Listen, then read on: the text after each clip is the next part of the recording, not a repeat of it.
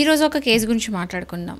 ఇప్పుడు ఒక సవితి తల్లి తనకి పుట్టని పిల్లలు అంటే తన హస్బెండ్ పిల్లల్ని కనుక సరిగ్గా చూసుకోకుండా వాళ్ళని హరాస్ కనుక చేస్తే ఆ హస్బెండ్ ఆ సవితి తల్లి అంటే తన వైఫ్ దగ్గర నుంచి డివోర్స్ తీసుకోవచ్చు ఆన్ గ్రౌండ్ ఆఫ్ క్రుయాలిటీ అండి. ఎందుకు వస్తుంది అంటే ఇప్పుడు ఎవరైతే ఇప్పుడు హస్బెండ్ సెకండ్ వైఫ్ చేసుకున్నాడో వాళ్ళ పిల్లలకి ఈమె స్టెప్ మదర్ అవుతుంది, అంటే సవితి తల్లి అవుతుంది.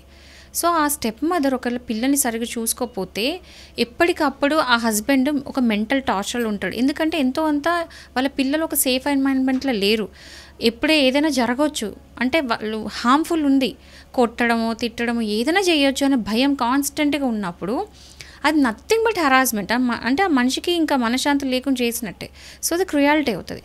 సో క్రుయాలిటీ అనేది ఒక గ్రౌండ్ డివోర్స్కి. కాబట్టి ఇటు తిరిగి అటు తిరిగి అది మొత్తానికి క్రుయాలిటీ అవుతుంది. కాబట్టి ఆ గ్రౌండ్ మీద డివోర్స్ హస్బెండ్ అడగొచ్చు అని చెప్పేసి ఒక కేసు అనేది కేరళలో ఫైల్ అయింది ఫ్యామిలీ కోర్టులో. సో ఆ వైఫ్ ఏం చేసిందంటే ఇది క్రుయాలిటీ ఎట్లా అవుతుంది, నేను పిల్లల్ని కదా కొట్టినా, హస్బెండ్ దగ్గర నుంచి హస్బెండ్ నాకెందుకు డివోర్స్ ఇవ్వాలని చెప్పేసి మళ్ళీ హైకోర్టుకి వెళ్ళింది, కేరళ హైకోర్టుకి.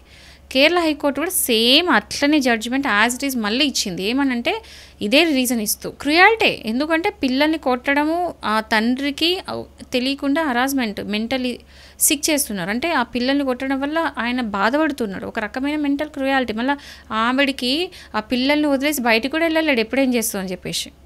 సో ఇంట్లో ఎన్వైరన్మెంటే డిస్టర్బ్ చేసేసింది. ఆ బేసిస్ మీద అది క్రుయాలిటీ అవుతుంది. కాబట్టి క్రుయాలిటీ ఒక గ్రౌండ్ కాబట్టి డివోర్స్కు ఇచ్చేసేయండి అని చెప్పేసి, ఇవ్వాల్సిందని చెప్పేసి కేరళ హైకోర్టు డిసైడ్ చేసింది.